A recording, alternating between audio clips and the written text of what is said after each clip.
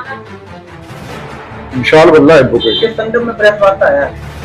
उससे साठगांठ करके एफआईआर करके उन्होंने लड़की को कई बार धमकियां दी, कई बार उनकी राजीनामा कर लो ये कर। क्या नाम है आपका? विशाल बल्ला एडवोकेट। किस संदर्भ में प्रेस वार्ता है? भैया मैं इस संदर्भ में एक प्रेस वार्ता बुलाई है कि एक लड़की है युवती जिसका मुकदमा, जिसका मैं प्रतिवादी वकील था, अपोजिट वकील जिसको कहते हैं, वकील था। उससे मैंने जब मालूम चला कि ये उसने संतोष त्रिपाठी पे 376 का एक फर्जी मुकदमा लिखाया है, तो मैंने उससे कहा क्यों ये फर्जी मुकदमे लिखाती हो और क्यों इसको मैं तुम कर रही हो। तो उस बात से वो हमसे बहुत क्षुब्ध हो गई है। और साथ ही उनके एक अधिवक्ता है राम कुमार जो है, वो भी क्षुब्ध हो गए हैं। राम कुमार जो है मुझे पहले से टॉर्चर करता चला आ रहा है। उसने चुनाव लड़ने के लिए हमसे 3 लाख रुपए की मांग करी थी, जो मैंने देने से मना कर दिया था। इस बात से नाराजगी उसके मन में चली आ रही है। दूसरा कारण यह है कि मैंने झांसी में चंद्रशेखर शुक्ला को जटवा दिया था, इस बात से बहुत नाराज है वो मुझसे।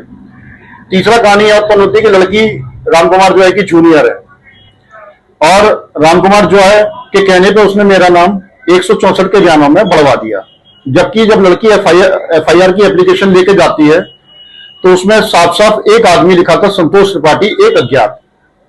और मेरा नाम अज्ञात में इसलिए भी नहीं आ सकता कि लड़की का घर मेरे घर से मात्र 400 से 500 कदम की दूरी पर है।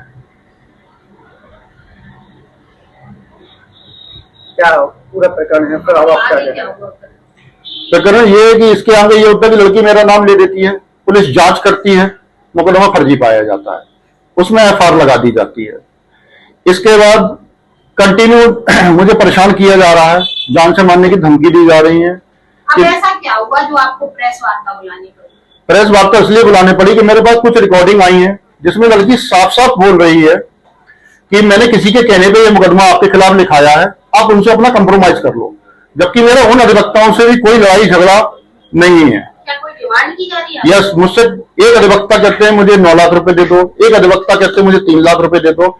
स्वयं युवती मुझसे 10 से 15 लाख रुपए मांग रही है। पहले 15 ये डिमांड किस माध्यम से की जा रही है?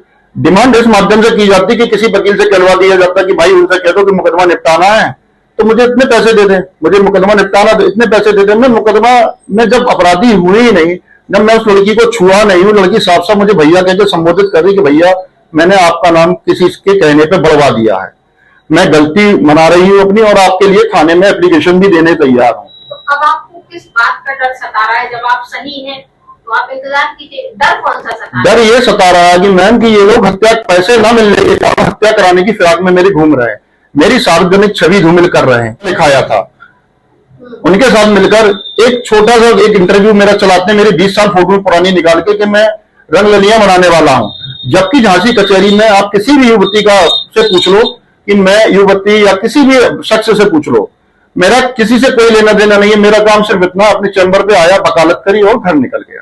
प्रशासन में आपने शिकायत की इसकी? यस, मैंने प्रशासन में इसकी शिकायत की है। 16/2/2026 से मैं शिकायत करता चला आ रहा हूं कि भाई उसमें एफआईआर लग गई, पुलिस उस पर मुकदमा लिखे, लड़की जो उसने मुझ पर फर्जी मुकदमा लिखाया था, लेकिन पुलिस ने कोई कार्रवाई नहीं की। सुरक्षा को सुनिश्चित करने के लिए कोई प्रार्थना पत्र है?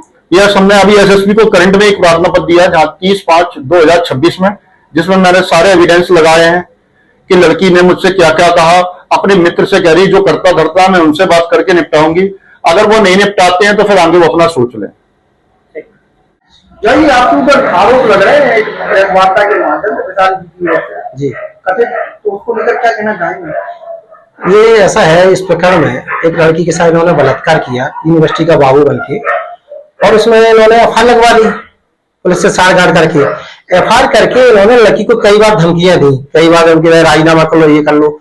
मेरे पे भी इन्होंने बहुत खबर भेजी कि इनसे राजीनामा करवा दो, नहीं तो तुम्हारे लिए अच्छा नहीं होगा है। बराबर कई इसकी कई बार शिकायत भी की लड़की ने, लेकिन पुलिस ने नहीं की कोई कार्रवाई, तो इसलिए अब ये आरोप लगा रहे हैं। बल्कि इन्होंने उसके साथ बलात्कार किया था, उसने कोर्ट में प्रोटेस्ट पिटीशन किया जो 23/4 को अलाउ हो गया। अब उस सीओ सिटी को इस प्रकरण की जांच मिल गई है। अब जो भी जांच में होगी, सही लड़की सही है, ये सही है, तो पता चल जाएगा। जान के और उसकी धमकी भी ऐसी बताया उन्होंने? नहीं, धमकी तो यही लड़की को दिलवा रहा है। एक बार इन्होंने मेरे चैम्बर पे भी आकर धमकी दी कि लड़की से कह दो राजीनामा कर लो, नहीं अच्छा नहीं होगा। तो क्या लग रहा है कि पूरे प्रकरण में, और उन्होंने ये भी कहा है रुपए की मांग रुपए की मांग नहीं जाना मैंने की ना लड़की ने की, बल्कि यही लड़की को तरह तरह से धमकी दिलवा रहे हैं। उसके रिश्तेदारियों में कई जगह भी उसने प्रार्थना पत्र भी दिए, कई जगह उनकी भी जांच चल रही है अभी। कहना जा रहा है कि कोई जिस मामले को देख रहे हैं तो आप किस हिसाब से देख रहे हो, क्या कहना चाहेंगे? मेरी तो ये मुवक्किल है, ना ही मेरा कोई इससे पर्सनल वो है। मुवक्किल है तो मैं तो अपना धर्म अपना रहा हूँ वकालत का। अब ये इसमें मुझसे बुराई माने तो उसमें मैं क्या कर सकता हूँ? शासन प्रशासन तक क्या कहना चाहेंगे? शासन प्रशासन ये लिए कि मुकदमे की जांच की जाए और जो सही है वो किया जाए। प्रधान जी के जो आरोप है उनको लेकर क्या कहेंगे? वो तथाकथित पूरे झूठे आरोप लगा रहे हैं, सिर्फ वो बचने के लिए लगा रहे हैं। ना ही मैंने कभी उनसे कोई डिमांड की, ना ही मैंने कोई धमकी दी, क्योंकि मैं तो अपना काम कर रहा हूँ। बल्कि यही धमकी दे रहे हैं कि राजीनामा कर लो, राजीनामा कर लो, राजीनामा करवा। मीडिया के माध्यम से क्या कहना चाहेंगे? मीडिया से यही कहूंगा प्रशासन से कि इस प्रकार की निष्पक्ष जांच की जाए, और ये विशाल भल्ला बार बार तरह तरह से उसको पीड़िता को डराया है, धमका रहा है, तो उसके खिलाफ कानूनी कार्रवाई की जाए।